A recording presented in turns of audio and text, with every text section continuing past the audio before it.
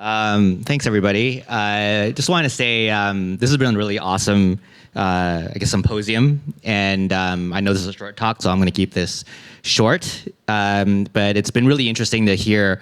I'm an artist. I'm not a developer. I'm not an ethics professor. I'm not a philosopher. I'm not a lot of what you guys are. And it's been really enlightening to hear what you guys are thinking about, how you guys are thinking about the future of this.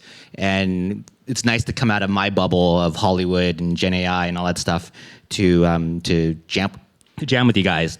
And so when I first was approached by Erica about coming and speaking here, I wanted to provide something really, really forward-thinking. So I came up with this talk.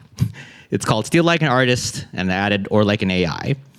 And so what this talk is presenting is this thought of reframing the creativity in the age of generative art. What is stealing? Is AI stealing? And how do we move forward with that? And those of you who gotten the chance to talk to me over the last 2 days or so have probably heard something where I'm presenting thoughts, okay? I have my own opinions, but I am not a legislator, I'm not a lawmaker. I'm happy to be part of the conversation and part of the future. A lot of my work, my Emmy-winning shows, have all been innovative in some way. First two for YouTube, first one for Twitch. So I've always been that tip of the spear, and the tip of the spear gets bloodied, and it goes through the brick walls and everything. So it's good and bad for various reasons. And so I'm familiar with this, and I know that I absorb a lot of, especially from my community of artists, some hatred, and I accept that. That's okay. But let's get into this. So as I mentioned, my community in Hollywood, artists, musicians, they kind of have this perspective. AI is stealing. AI is stealing art. Support human artists. Here are some various headlines that I could pull up from various formats of art that people say are stealing.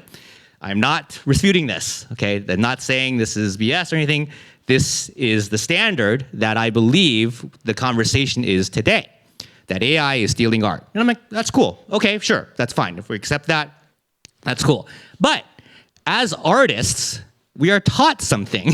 As we're developing our skills, growing our craft, we're taught this. A lot of us are taught this. Good artists borrow, great artists steal. It's a quote that's been said over history. From my research, it's been said by all three of these people at different times, and they're generation different people. And whether you think these guys are good artists or bad, or they're good people or bad, this statement is out there, then artists are very familiar with this statement, that good artists borrow and great artists steal. And then we have a book like this, literally called Steal Like an Artist, okay? I'm not gonna comment on whether the book is the pinnacle of this statement or not. I'm not saying it isn't, but I pulled this page from it, which I think is actually very apt for a lot of the things that we've been discussing over the last couple of days here, about what is good theft or bad theft, what is good imitation or bad imitation. And this is built, this thing was written before Gen AI, okay? So he didn't know, or maybe he did, but it's not referenced in this. And this is just his guide for artists on what good artists do and when they steal. And we'll come back to this in a second. So when I think about stealing like an artist, I think about my own work. And I want to frame that I'm not a musician. I'm not an illustrator. I'm not a painter. I'm not a comic book artist. I'm a writer and director and producer. So I'm framing this from my body of work, okay? And so I'm using an example here. Whoop, I think it's, oh no, I got it, this is right. Okay, that, I think there's a slide missing. Anyway, whatever. Of a what they call in Hollywood an open writing assignment. This means a studio comes to a writer and says, hey, we want to hire you for this writing assignment, and you're going to do this thing. And so I'm using John Wick as an example in this. There's a John Wick slide that's missing here. John Wick is a billion-dollar franchise. It has 4 movies. It's got a immersive installation coming in Vegas, so it's a big hit. And so if you're a rival studio to Lionsgate, which owns John Wick, you would love to have your version of that, just like people would love to have their Marvel franchises or their Harry Potter franchises or something like that. Rival studios want to do what the other studios do and want to see that success. Everybody suddenly wants to make toy movies because of Barbie. That's probably not the way to look at it, but that's what's happening. So in this example of writing assignment, I, the writer, am given this. Hey, Bernie, we, the studio, want a John Wick-like action franchise. For those of you who don't know what John Wick is, that sentence is all you need. A skilled hitman seeking revenge on people that wrong him. If those of you know the movie, pretty accurate to what it is. I know there's nuance to it, but let's just go with that for a second. But we're going to change it. We're not going to copy John Wick. We're going to set it in Berlin, because we're in Berlin. And we'll gender swap it. Let's have it star a woman. Okay, that's your assignment. Go do your thing. Okay, so pre-Gen AI, this is my process. I have verified this with other writers. I have verified this with other studio executives, that this is exactly what would happen. Okay, I would leave that meeting with the executive sending me all 4 complete John Wick screenplays. These are 120 pages of PDF text, probably a hard copy or a scanned hard copy. So not the original digital file, like a scanned file of this, okay? I would go either get all the John Wick movies via DVD or streaming, whatever, or they would give them to me by some code that they probably have. So they're giving me the material. They're giving me the copyrighted material that they do not own. They're giving to me. I would then probably go do some research and look at other movies in the kind of genre of action, revenge-y type things like Die Hard and Punisher and Atomic Blonde and all these other ones they go with. Okay, I would study everything and come up with my own take. Me, I'm East Asian American, so I'd probably make the main character an East Asian woman. Okay, I am a vegetarian vegan, and we're in Berlin, and Berlin's great for vegans, so I'd probably make this character a vegan. I don't know if it's a good idea or not, but I would lean that way because I'm putting my own take into this whole thing.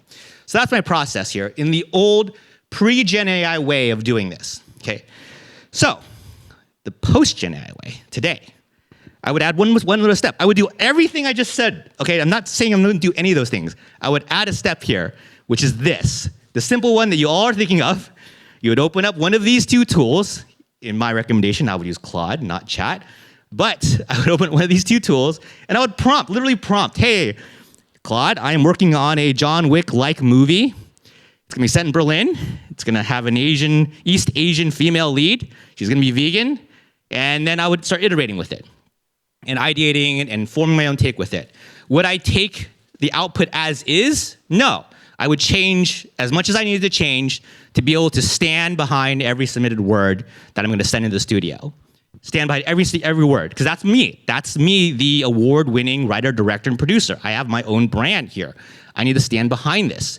But I'm being assisted by this amazing tool, whether you think it's ethical or not. I'm sure everybody has opinions on that.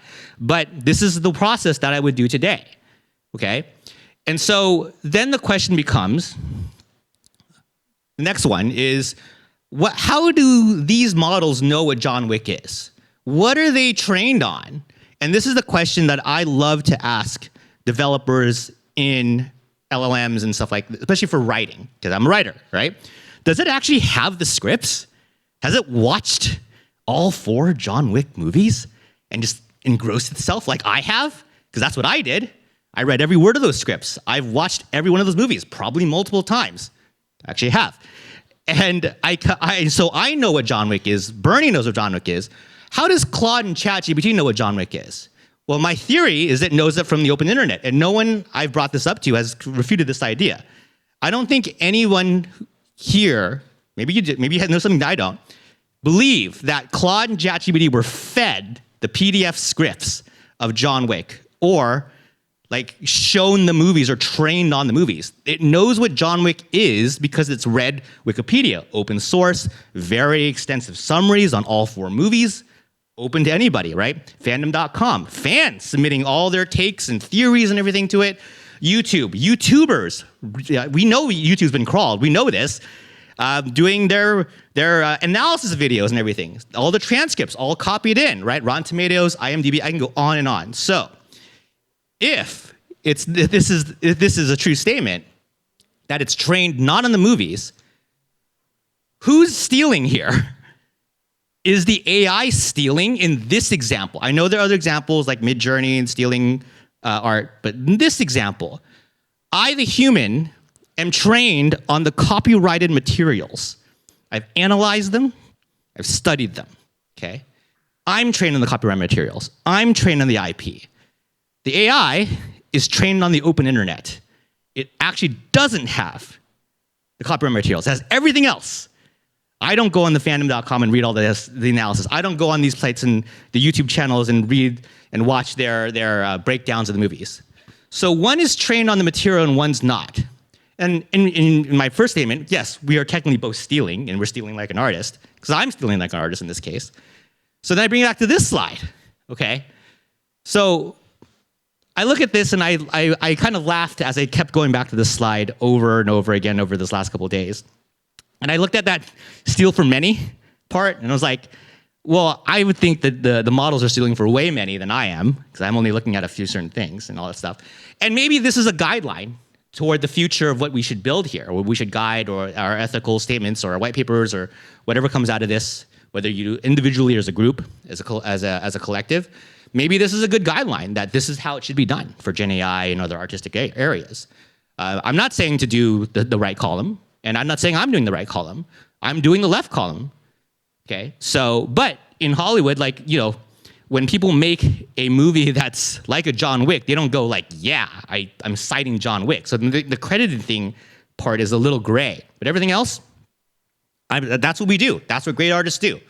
That's what I believe, and that's what this is. So in that scenario, I go to this. This is my work on the top. These are my Emmy-winning shows. And I thought about this when I was forming the slide. It's like, well, what are these shows trained on?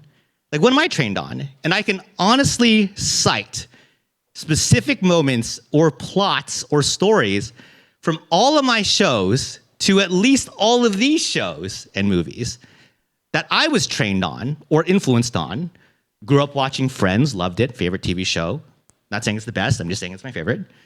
And that influences my work in my comedies, okay? My favorite drama of all time is 24, and that influences my work in my dramas.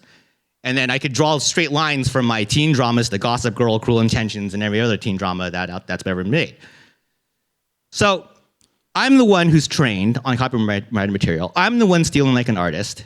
And I would say that the AIs are not being that. So I leave with that. Thank you very much. My name is Bernie Sue. We have some time, but I know we're fighting time. Happy to cede.